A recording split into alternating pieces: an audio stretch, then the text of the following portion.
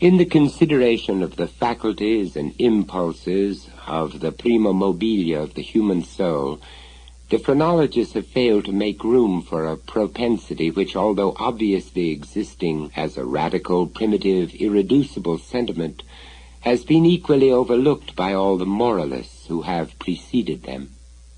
We saw no need of the impulse for the propensity. The intellectual or logical man, rather than the understanding or observant man, set himself to imagine designs, to dictate purposes to God. Having thus fathomed to his satisfaction the intentions of Jehovah, out of these intentions he built his innumerable systems of mind. In the matter of phrenology, for example, we first determined, naturally enough, that it was the design of the deity that man should eat. We then assigned to man an organ of alimentiveness, and this organ is the scourge with which the deity compels man, willy-nilly, into eating. Secondly, having settled it to be God's will that man should continue his species, we discovered an organ of amativeness forthwith. And so with combativeness, with ideality, with causality, with constructiveness. So, in short, with every organ, whether representing a propensity, a moral sentiment, or a faculty of the pure intellect. It would have been wiser, it would have been safer, to classify, if classify we must, upon the basis of what man usually or occasionally did, and was always occasionally doing, rather than upon the basis of what we took it for granted the deity intended him to do. If we cannot comprehend God in his visible works, how then in his inconceivable thoughts that call the works into being? If we cannot understand him in his objective creatures, how then in his substantive moods and phases of creation? Induction a posteriori would have brought phrenology to admit, as an innate and primitive principle of human action, a paradoxical something which we may call perverseness, for want of a more characteristic term. In the sense I intend, it is in fact a mobile without motive, a motive not motifiet. Through its promptings we act without comprehensible object. Or, if this be understood as a contradiction in terms, we may so far modify the proposition as to say that through its promptings we act for the reason that we should not. In theory, no reason can be more unreasonable, but in fact there is none more strong. With certain minds, under certain conditions, it becomes absolutely irresistible. I am not more certain that I breathe than that the assurance of the wrong or error of any action is often the one unconquerable force that impels us, and alone impels us, to its prosecution. Nor will this overwhelming tendency to do wrong for the wrong's sake admit of analysis or resolution into ulterior elements. It is a radical, a primitive impulse, elementary. It will be said, I am aware, that when we persist in acts because we feel we should not persist in them, our conduct is but a modification of that which ordinarily springs from the combativeness of phrenology. We have a task before us which must be speedily performed. We know that it will be ruinous to make delay. The most important crisis of our life calls trumpet-tongued for immediate energy and action. We glow, we are consumed with eagerness to commence the work, with the anticipation of whose glorious result our whole souls are on fire. It shall be undertaken today, and yet we put it off until tomorrow. And why? There is no answer, except that we feel perverse, using the word with no comprehension of the principle. Tomorrow arrives, and with it a more impatient anxiety to do our duty. But with this very increase of anxiety arrives also a nameless, a positively fearful, because unfathomable craving for delay. This craving gathers strength as the moments fly. The last hour for action is at hand. We tremble with the violence of the conflict within us, of the definite with the indefinite, of the substance with the shadow. But if the contest has proceeded thus far, it is the shadow which prevails. We struggle in vain. The clock strikes and is the knell of our welfare. At the same time, it is the chanticleer note to the ghost that has so long overawed us. It flies, it disappears, we are free. The old energy returns. We will labor now. Alas, it is too late. We stand upon the brink of a precipice. We peer into the abyss. We grow sick and dizzy. Our first impulse is to shrink from the danger. Unaccountably, we remain. By slow degrees, our sickness and dizziness and horror become merged in a cloud of unnameable feeling. By gradation, still more imperceptible, this cloud assumes shape, as did the vapor from the bottle out of which rose the genius in the Arabian Nights.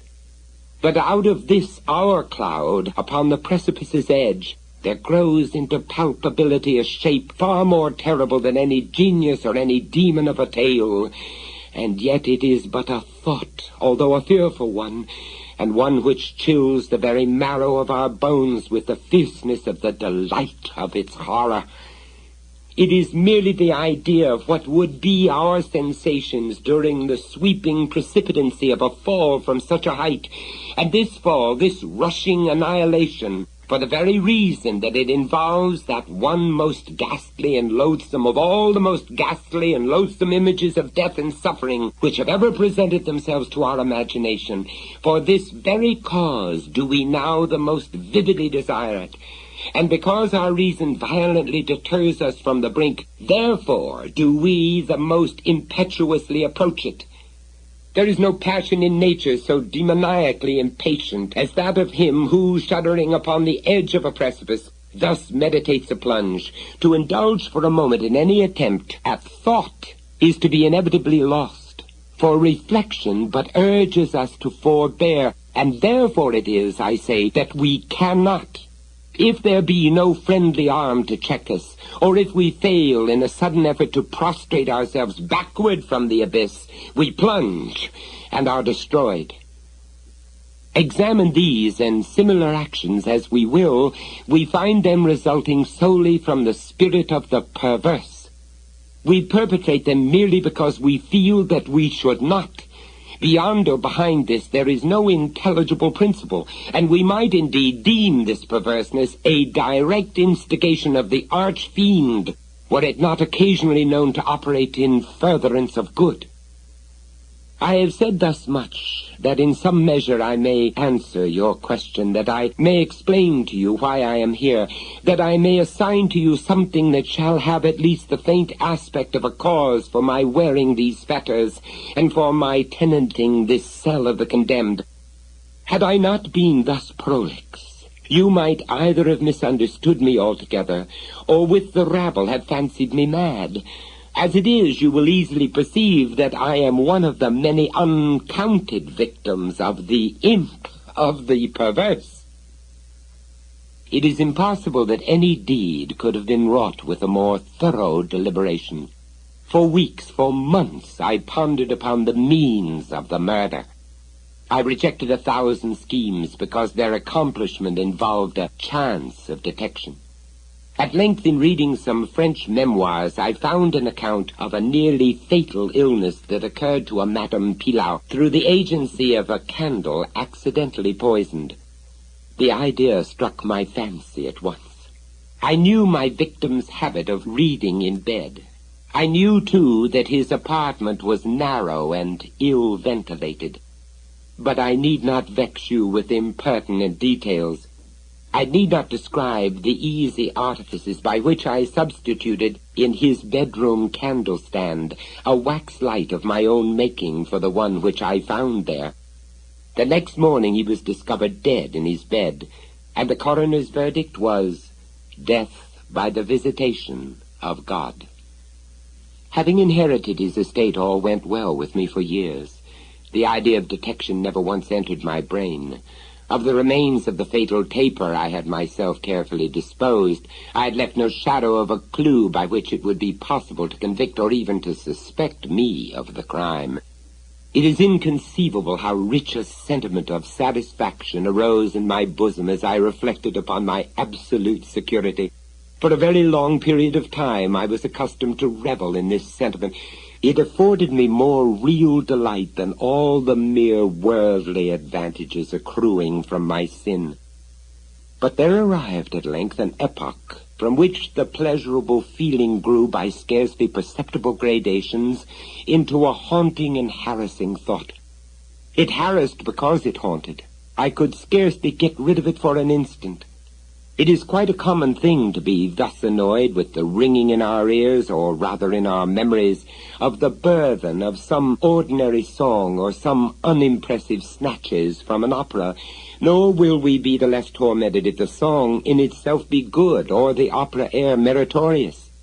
In this manner, at last, I would perpetually catch myself pondering upon my security, and repeating in a low undertone the phrase, "I am safe."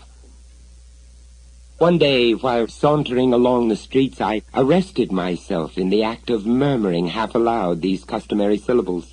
In a fit of petulance, I remodeled them thus: "I am safe, I am safe, yes, if I be not fool enough to make open confession."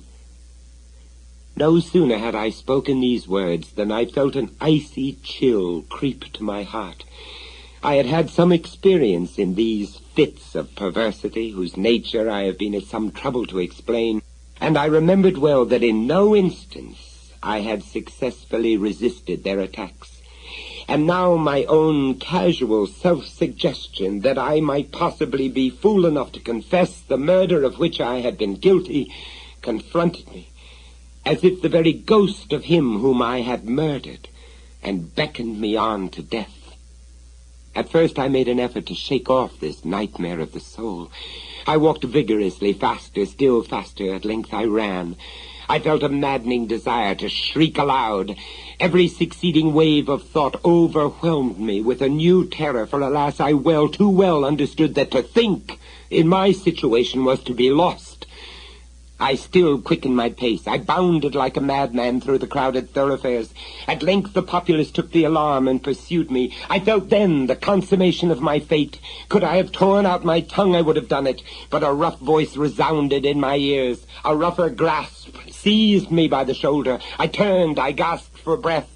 For a moment I experienced all the pangs of suffocation. I became blind and deaf and giddy, and then some invisible fiend, I thought, struck me with his broad palm upon the back. The long imprisoned secret burst forth from my soul. They say that I spoke with a distinct enunciation, but with marked emphasis and passionate hurry, as if in dread of interruption before concluding the brief but pregnant sentences that consign me to the hangman and to hell. Having related all that was necessary for the fullest judicial conviction, I fell prostrate in a swoon. But why shall I say more? Today I wear these chains, and am here. Tomorrow I shall be fetterless. But where?